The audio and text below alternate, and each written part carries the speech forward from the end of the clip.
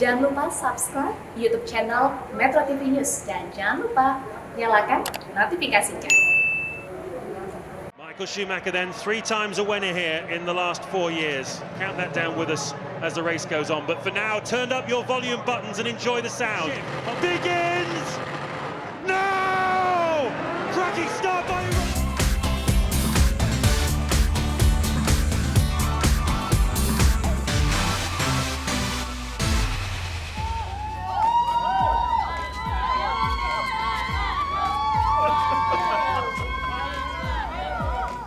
Boleh nggak saya menyalakan protokol kesehatan sehingga harus terpaksa kalah dari balap karung ini?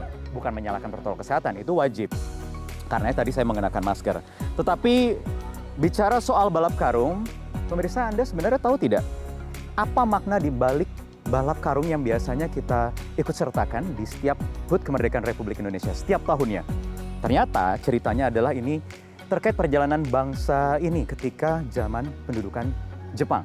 Saat itu karena kondisi masyarakat kita dan secara umum bangsa Indonesia tengah dilanda kesulitan ekonomi, kemelaratan, sehingga kesulitan untuk memenuhi kebutuhan sandang pangan papan.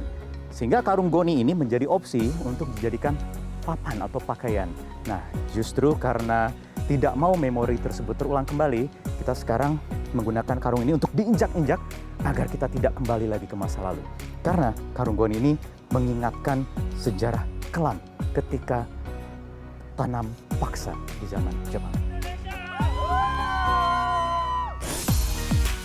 Indonesia pertama kali mengadakan pawai kemerdekaan dan perlombaan pada tahun 1950. Kemeriahannya terekam dalam berita yang tertulis di harian Pikiran Rakyat.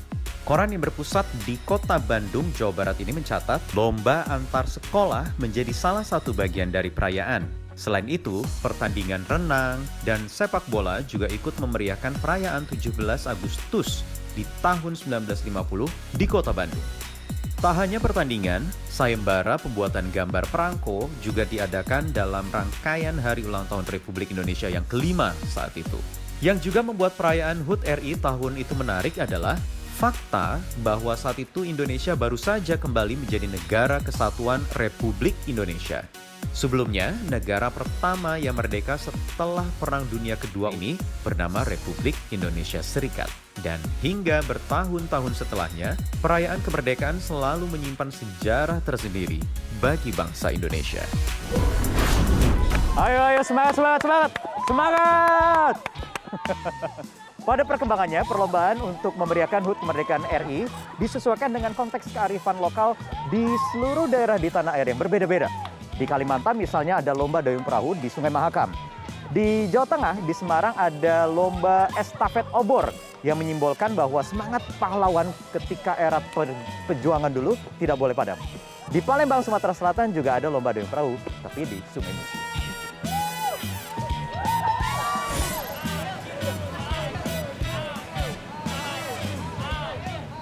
Kalau yang satu ini, lomba favorit saya karena mengenyangkan makan kerupuk. Aduh, tetapi Anda tahu tidak makna di balik lomba makan kerupuk ini? Ini juga menunjukkan simbol kemelaratan bangsa Indonesia saat itu yang kesulitan untuk mencari bahan pokok makanan. Nasi, beras begitu sulit.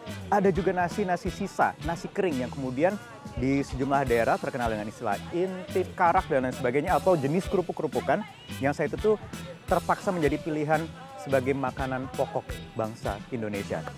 Tentu kita tidak mau sejarah buruk itu kembali lagi terulang. Tetapi sayangnya ternyata saat ini masih banyak juga anak bangsa yang kesulitan untuk memenuhi kebutuhan ekonomi atau membuat dapur mereka tetap mengepul. Nah, pertanyaannya, apakah lomba-lomba seperti ini masih relevan dengan kondisi saat ini? Saya lanjutkan lagi.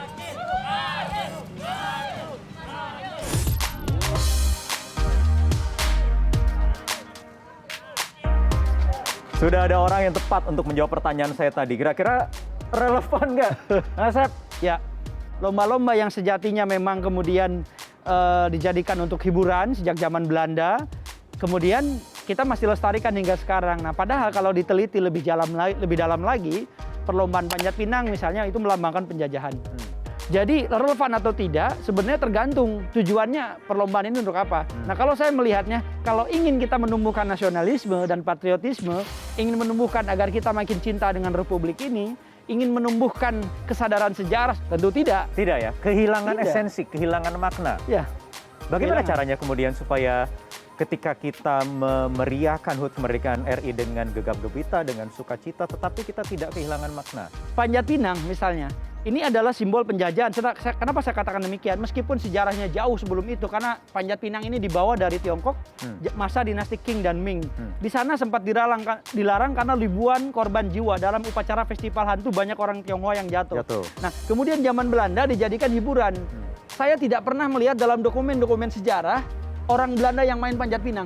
Jadi hanya orang pribumi. Nah, oleh sebab itu pergeseran makna yang tadinya untuk hiburan kemudian dijadikan sebagai perlombaan dalam rangka merayakan kemerdekaan sama sekali tidak relevan lagi. Nah, artinya perlombaan ini justru menjauhkan kita dengan republik sekali lagi. Nah, oleh sebab itu bagaimana caranya kemudian membuat perlombaan-perlombaan supaya lebih bermakna? Tentu ya kita mesti menggali dan membuat kembali program-program. Contoh-contoh, ada tidak contoh misalnya kira-kira model lomba yang dimodifikasi untuk lebih dapat lagi esensinya, relevansinya? Ya, kita bisa bikin lomba mirip pahlawan. Harus menciptakan tradisi dari zaman ke zaman agar peradaban kita meningkat. Dan di era pandemi ini jadi tantangannya ya untuk berkreasi. Kemarin kita lihat juga sudah banyak modifikasi-modifikasi yang menyesuaikan konteks new normal, kenormalan baru. Oke, terima kasih Asep Kamali sudah bergabung di 15 Minutes Metro TV. Di tengah pandemi seperti sekarang, tentu kita memang tidak bisa merayakan HUT kemerdekaan Republik Indonesia dengan sukacita, gegap gempita seperti tahun-tahun sebelumnya. Karena seiring juga ada imbauan atau bahkan larangan dari banyak pemerintah daerah agar masyarakat tidak berkerumun dan menggelar lomba-lomba seperti yang tadi kita tampilkan. Tadi hanya ilustrasi saja. Yang paling harus kita ingat adalah saat ini kita juga sedang berjuang untuk bisa terbebas dari COVID-19. Ada teman-teman kita, saudara-saudara kita yang sekarang sedang menjadi pejuang di garda terdepan. Para tenaga medis yang harus kita support, kita bangun empati kita bersama-sama agar Indonesia bisa segera merdeka dari COVID-19.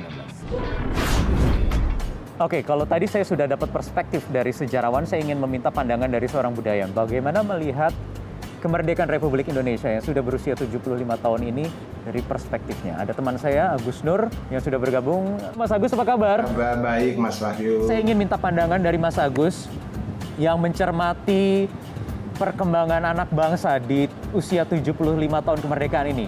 Dari perspektif Mas Agus, seperti apa melihatnya? Pertama, kita sepertinya sebagai bangsa harus kembali memaknai ulang soal kemerdekaan. Kemerdekaan bukan semata-mata soal kebebasan, bebas dari penjajahan. Nah, sekarang kemerdekaan saat ini untuk konteks berbangsa dan bernegara mestinya kemerdekaan yang mampu menjamin dan memberi rasa aman rakyatnya. Negara berkewajiban untuk menciptakan perasaan aman dan nyaman. Itulah hakikat dan makna kebebasan saat ini ya. Berarti belum sepenuhnya merdeka dong? Untuk sebagian orang misalnya? Ya, tentu saja kita bisa banyak ukuran-ukuran, misalnya apakah ketika kita berjalan kita merasa aman. Aman dari misalnya tindakan kejahatan. Aman bahwa negara melindungi hak-hak kita. Kalau ukurannya begitu kita mengadu pada aparatus negara atau kekuasaan dan kekuasaan membuat kita tidak nyaman, berarti di situ ada distorsi soal kemerdekaan. Ada cara atau pola pikir yang tidak ikut berubah, gegap gempita bersuka cita di setiap tahun setiap tahun HUT kemerdekaan RI ini dengan lomba-lomba kemerdekaan panjat pinang yang esensinya sebenarnya itu masih sebagai bangsa yang terjajah dan sekarang masih dilestarikan. Perayaan saya lebih memaknai satu, bahwa itu ekspresi kegembiraan rakyat gitu ya. Nah, kalau secara sosiologis bahwa mungkin bisa dianalisis, oh ternyata rakyat Indonesia baru gembira panjat pinang, baru gembira soal lomba kerupuk. Alangkah celakanya kita kalau rakyat yang sudah 75 tahun merdeka hanya diberi kegembiraan seperti itu. Itu kan kritik sebenarnya kritik sosial masyarakat. Caranya bagaimana kita bisa memaknai semua rasa kemerdekaan ini walaupun di tengah situasi pandemi seperti sekarang? Saya melihat justru di tengah pandemi ini solidaritas kita sebagai bangsa rakyat itu luar biasa.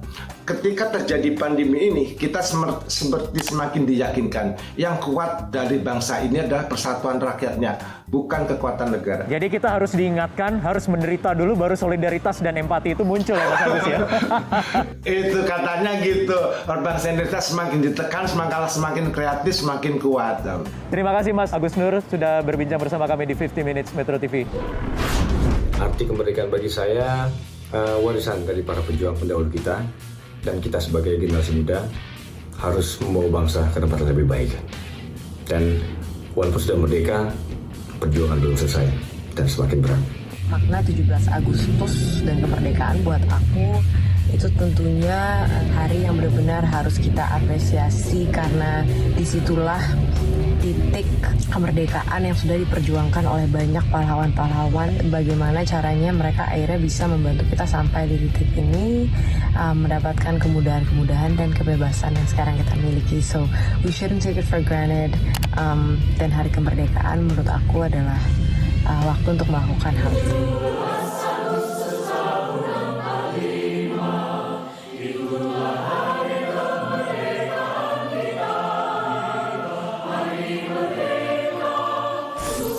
75 tahun Indonesia merdeka, tetapi pertanyaannya, apakah benar-benar seluruh anak bangsa kita benar-benar sudah merdeka? Mandiri secara ekonomi, mandiri secara pangan, mandiri secara pendidikan. Dalam konteks pendidikan di era pandemi saat ini, buktinya masih ada sekitar 30,8% siswa yang kesulitan belajar dari rumah karena menggunakan internet. Baik kesulitan akses internetnya maupun juga kesulitan untuk membeli kuota internet yang harganya tentu tidak murah.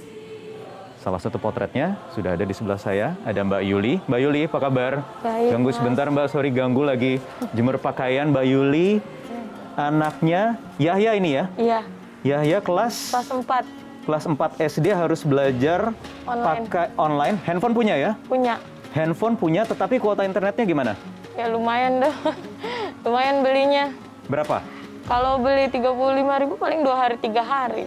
35.000, 2-3 hari habis, jadi harus beli yang Harus yang beli yang 32 GB biar bisa 2 minggu. 32 GB, 2 minggu habis. Habis kemarin aja Harganya? harganya itu hampir 200-an.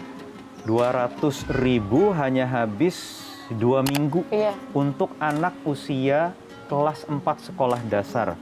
Bayangkan, sementara penghasilan keluarga, Mbak Yuli boleh tahu, suami pengemudi ojek online ya? Iya, ojek online. Kalau seminggu-minggu ini mah karena lagi corona kan ya, bulan-bulan ini nih lagi anyep kata bapaknya Maya. Katanya minggu-minggu ini aja cuma dapat 1-2 udah pulang.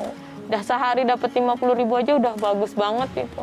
Kalau asumsinya 50.000 sehari berarti 1 bulan tidak sampai 2 juta ya? Iya.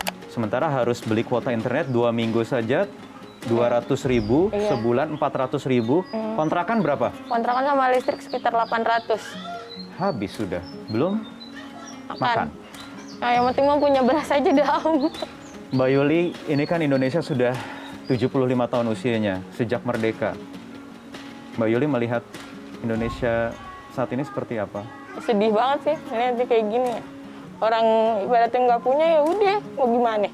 Mau ngutang ya susah, ngutangnya kemana? Kalau misalnya minjem sama tetangga 10-20 dikasih, kalau 100-200 nggak mungkin kan Om. Paling yang ada aja dijualin, kan begitu. Jadi belum merasa merdeka? Ya begitulah, habis bapaknya juga mau kerja yang lain juga kan susah. Baik, Ya bismillah aja sih. bismillah. Baik. Ini baru satu contoh potret nyata anak bangsa yang belum sepenuhnya merdeka di usia 75 tahun Indonesia. Terima kasih Mbak Yuli.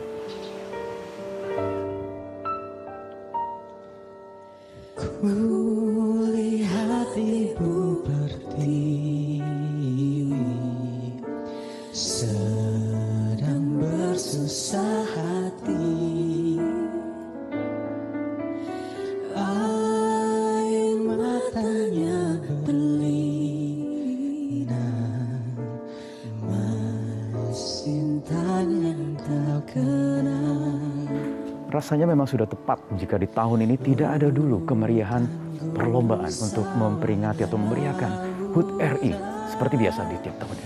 Yang terpenting adalah di masa pandemi COVID-19 ini adalah solidaritas. Kita tunjukkan, kita berlomba-lomba bagaimana bisa memberikan aksi nyata, membantu memerdekakan bangsa Indonesia, anak bangsa yang masih kesulitan untuk bisa mandiri dan terbebas secara ekonomi dan di segala bidang. Saya Wahyu Yuwoho, kita berjumpa di 15 Minutes berikutnya. Sampai jumpa. Metro TV, knowledge to elevate.